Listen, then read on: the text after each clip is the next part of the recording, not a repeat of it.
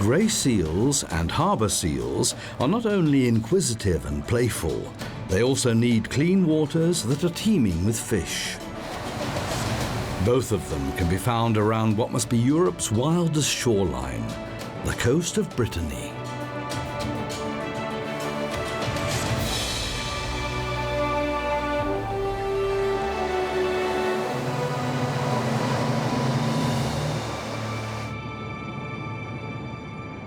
The French Riviera of the North is a term used of Brittany.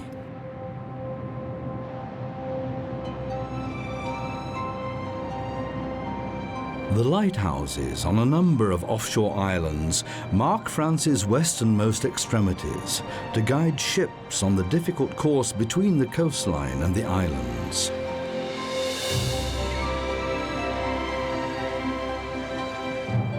The many idyllic coves with their white sanded beaches are so tranquil.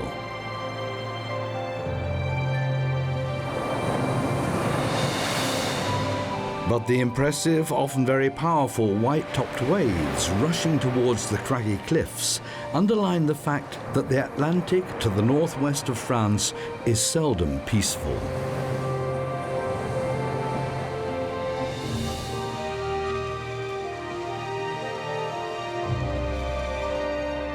In the bay off the town of Melun, the boats are regularly left high and dry.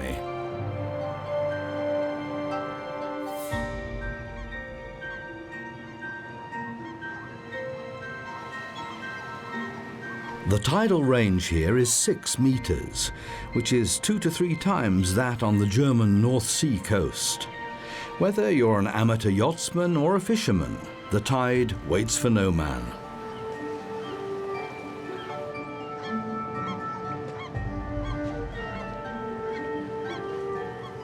Six hours later, and the picture has changed. This fantastic change occurs with clockwork precision, thanks to the moon.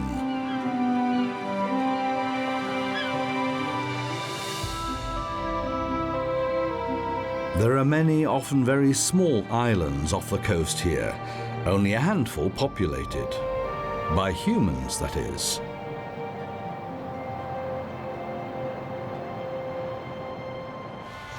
Harbour seals discovered these islands and have taken them over.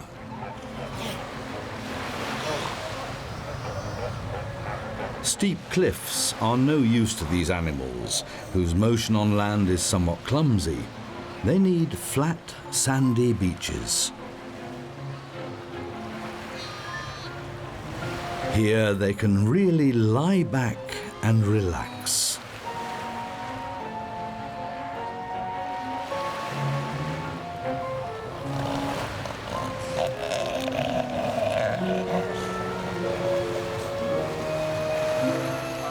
Relaxation time can take hours.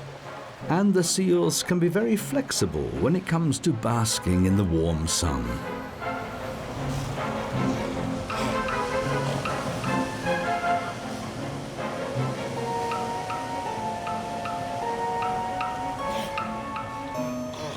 In between their hunting trips, harbour seals regularly come back to the beach to rest.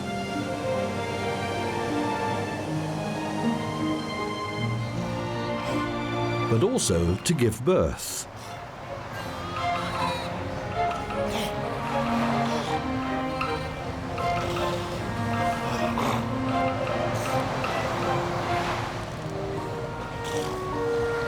The mother immediately notes the scent of the pup, which is how they can always identify each other later. This is an essential aspect of survival for the pup. If the pup is abandoned, it will produce a loud wailing noise.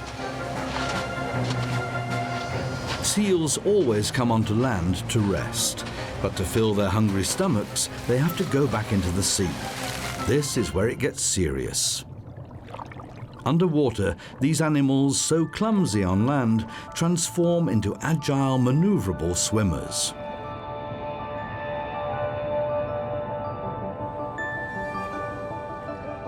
The tail flippers are both a powerful drive system and a rudder.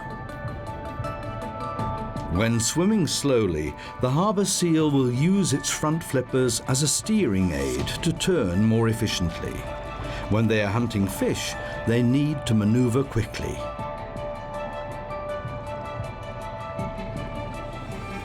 Harbour seals may gather together, but they're not really social animals. Their contact phases are generally short. However, these two seem to have discovered something in common.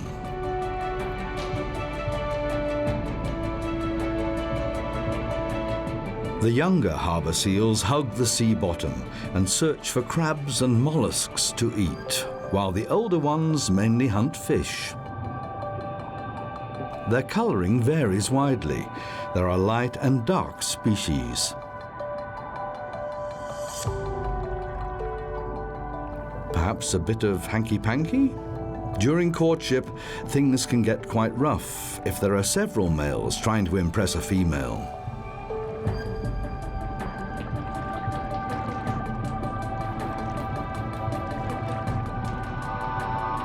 One thing is for sure, harbour seals are most definitely playful and inquisitive.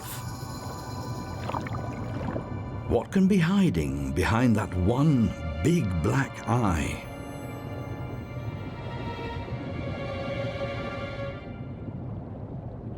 The animal is caught between insecurity and curiosity.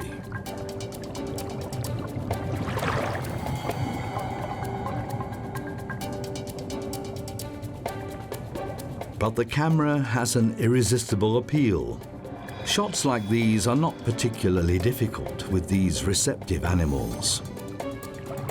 The seal's whiskers are its hands, extremely sensitive and designed to enable it to orientate itself in murky waters and detect prey.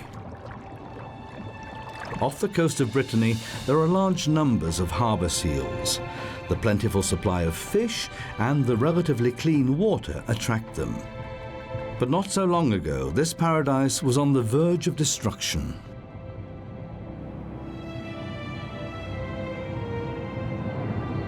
The Saint-Mathieu headland, whose lighthouse towers over a ruined abbey, is no doubt one of the most attractive places in Brittany. As legend would have it, traders who brought the body of St. Matthew home were rescued as if by a miracle when their ship foundered here.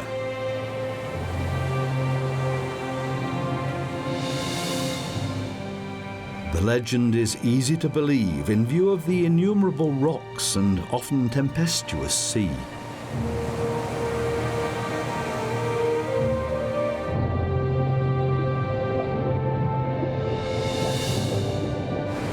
A shipwreck of a different kind, only 40 years ago, had a less happy ending.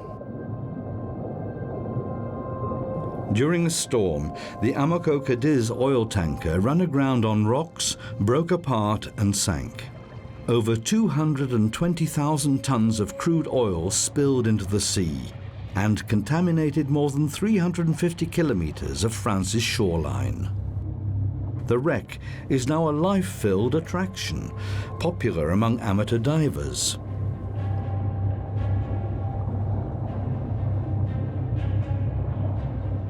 Many different animal species have long since populated the wreck. Divers have only 1 hour to explore while the tide is at its peak.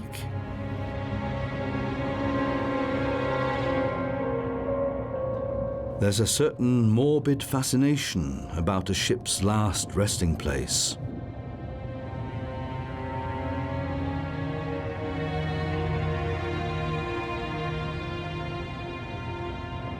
This one attracts many divers and allows them to play hide and seek with the dangers. The ship is coated with a veritable jungle of algae. But there's no time to explore now. We need to get back to the surface.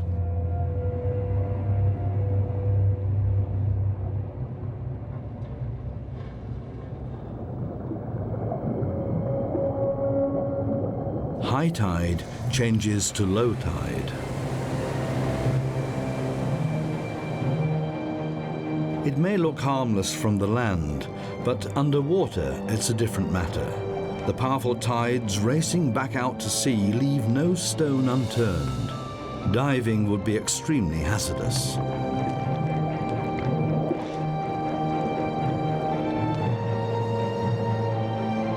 These strong tidal shifts do have their good sides. The powerful currents swirl up large volumes of nutrients from the depths and promote the growth of lush kelp forests.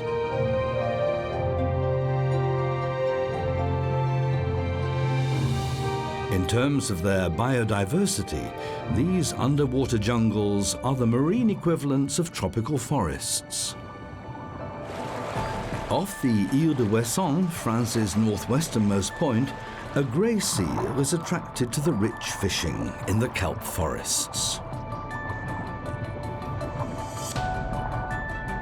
They are the second most common seals off the French Atlantic coast, noticeably larger than the harbour seal and with an elongated head.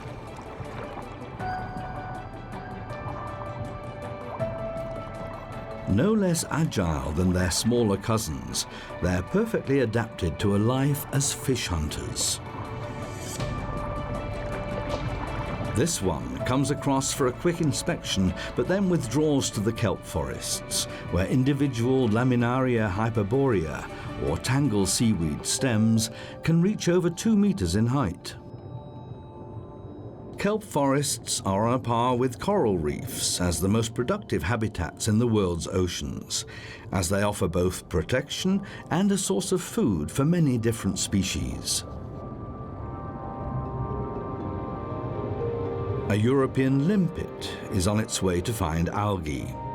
It may not be able to withdraw inside its shell like other snails, but it can attach itself so firmly to a rock that it can hardly be prized off. Perfect protection.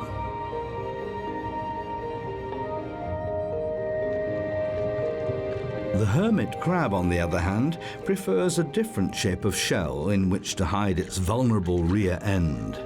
Here it's just moving house. The old one was getting too small. Now it can go off in search of food, safe in its new shell.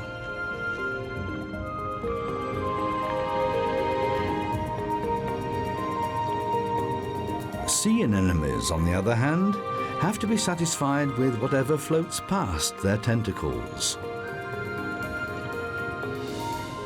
They spend their whole life attached to the rocks.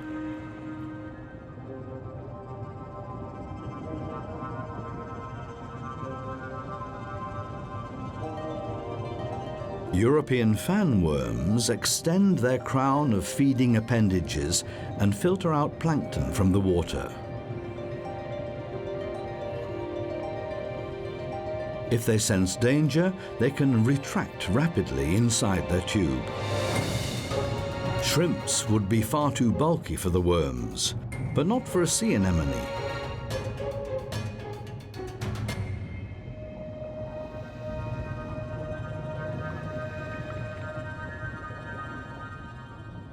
The cat shark would also not shy away from a juicy shrimp. Thanks to its excellent camouflage, it can lie on the seabed in wait, and its attacks are often totally unexpected. But the anglerfish pushes camouflage up to the next level. When it extends its fake fishing rod as bait, many an unsuspecting fish will fall for it. Some creatures that are not born with camouflage built in, like the common spider crab, simply improvise a cloak of invisibility. Spider crabs are a form of crab, but have noticeably longer, spindly legs in comparison with other species, which is where they get their name from.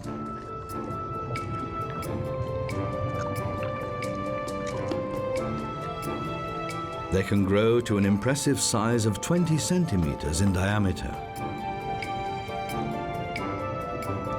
To prevent the cat shark, that has spider crabs right at the top of its shopping list, from finding them so easily, these long-legged crabs painstakingly place small pebbles, algae, shell splinters, and anything else that's lying around on top of their carapace.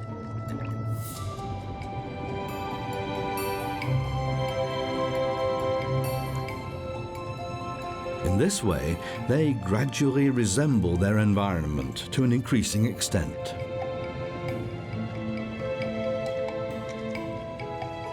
Sometimes it takes a while until they feel that everything is in place. On older crabs, the algae have developed thick bushes that make the camouflage even more effective.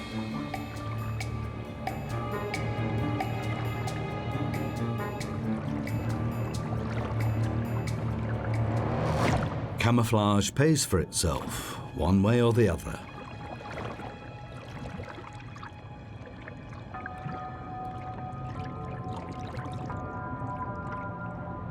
The dense kelp forests are an ideal nursery for many fish.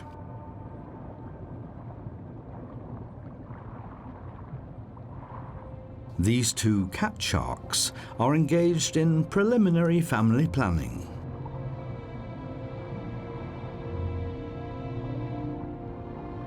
Their courtship can take quite a while. Their behavior here shows clearly that not all sharks have to keep swimming to be able to breathe. That may indeed be true of some species, but most of the ground-living sharks can remain motionless for hours on end without suffocating.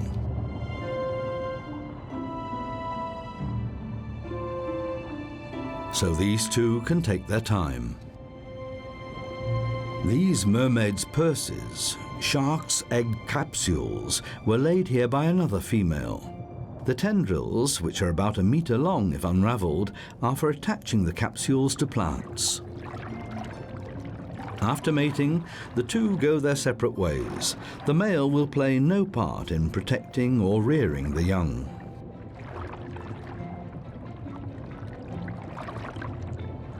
The female, on the other hand, will now look for suitable places to attach her mermaid's purses.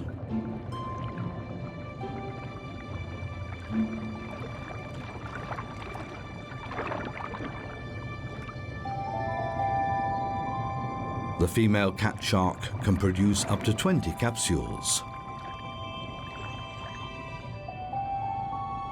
As the embryos develop, they sometimes make swimming movements, which pumps fresh water through the permeable capsule walls for it to breathe.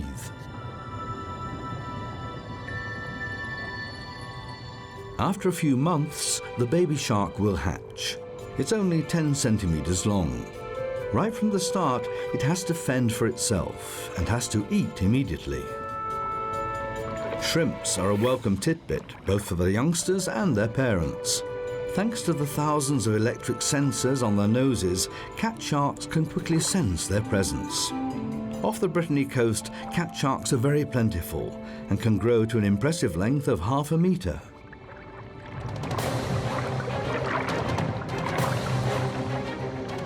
Provided they don't end up in their early days as a soup fin shark's lunch. Here they're fighting over a different prey. They appear to be more aggressive than they actually are. Soup fin sharks that can grow to around 1 meter are considered to be harmless to humans.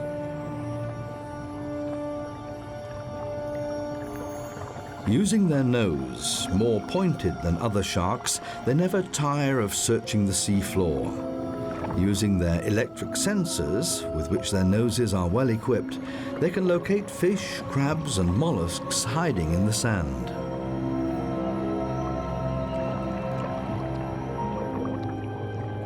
The name soup fin shark is a clear indication that many populations of these tasty sharks are under threat. Fortunately, this does not apply to the population off Brittany.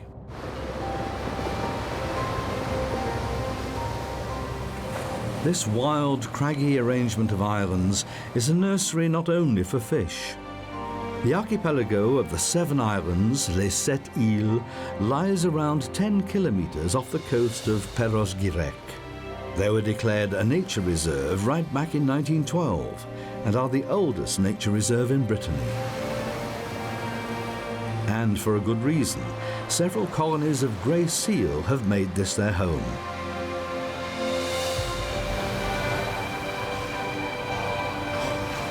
In the mating period, the animals gather on the flat sandy beaches.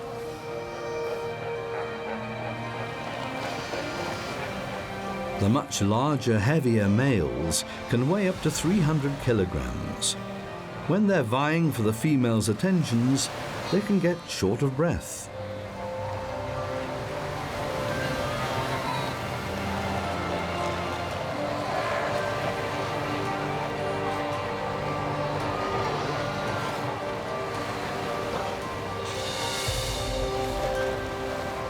It doesn't look as if the female is fully convinced about her admirer's intentions. The foreplay period can last hours. Often the male will switch to a more willing female partner.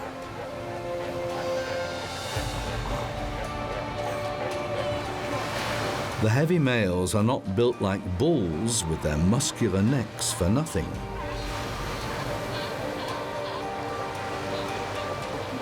They will often engage in serious fights and are likely to take home many bites to the neck.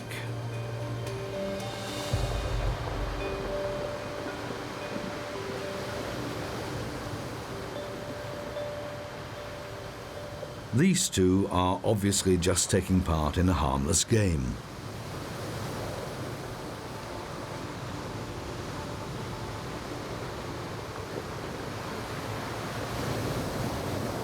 It takes the males 6 to 8 years to become sexually mature, but they often do not actually mate until they are 10. Until then, they don't stand a chance against the older males.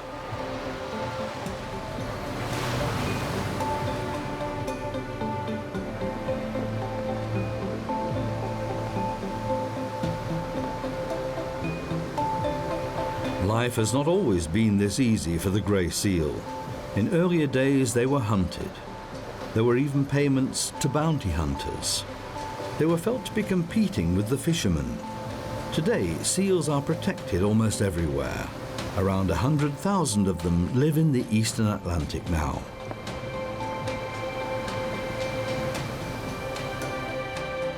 Whoever wins the fight is allowed to woo the female.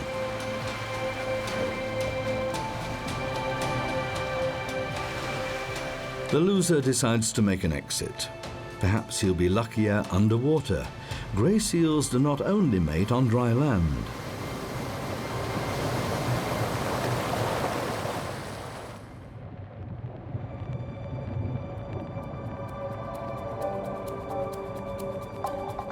This female is more interested in something quite different.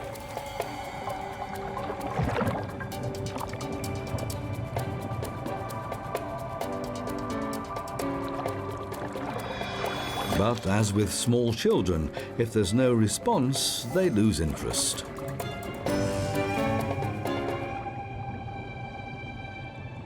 The male is following every movement.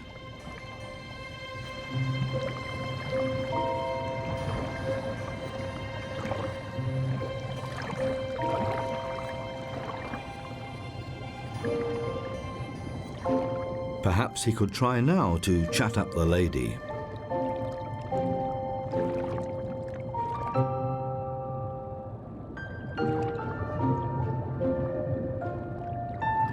She's obviously not completely averse to the idea. If mating is successful, the female will give birth on land in about a year and suckle her young for 4 weeks.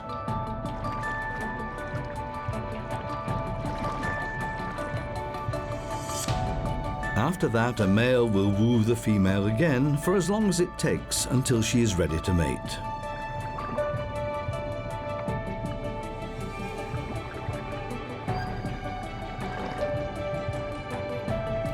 In In this way, the two of them, together or with other partners, will ensure that the population of grey seals along the coast of Brittany has a future.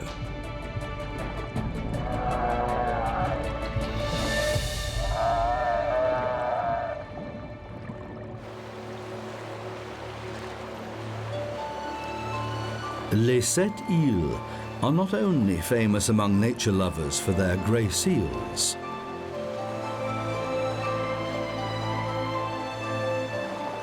The island in the archipelago the furthest from the coast, Île Rouzic, is home to one of the largest colonies of northern gannet in Europe. The busiest time of the year on this tiny island is in March and April. Thousands of the birds are in breeding mode. Every year they return to the preferred cliffs where they breed.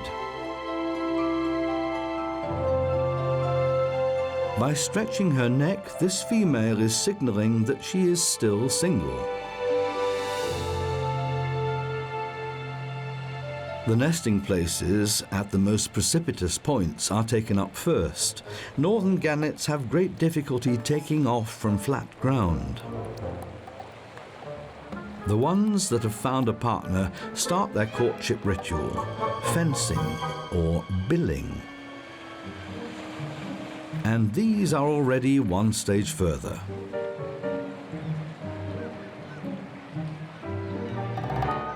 There are more than 2 pairs nesting on a square meter.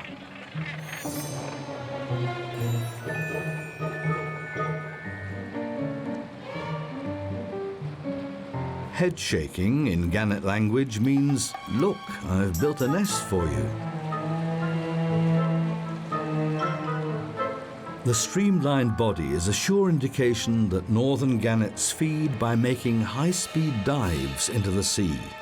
At speeds of up to 100 kilometers an hour, they plunge into the water to catch fish.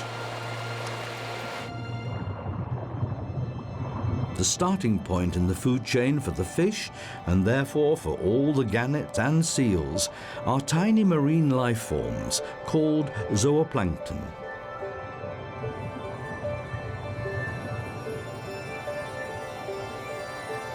Although far larger, jellyfish are zoologically also plankton, because according to the definition, it includes all organisms that can't swim against the current.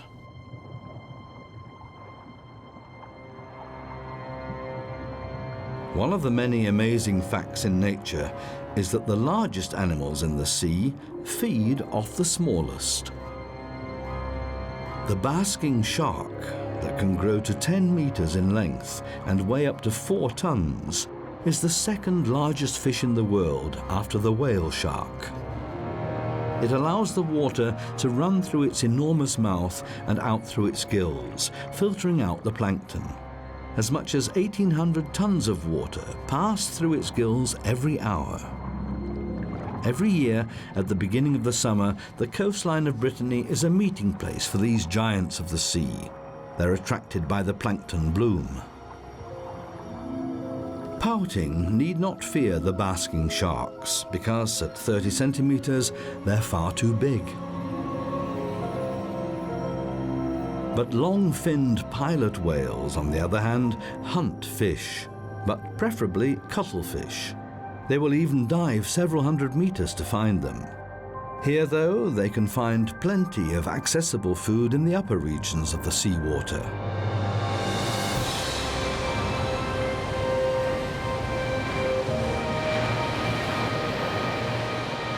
The coastline of Brittany provides for them all, from the harbour seals to the basking sharks.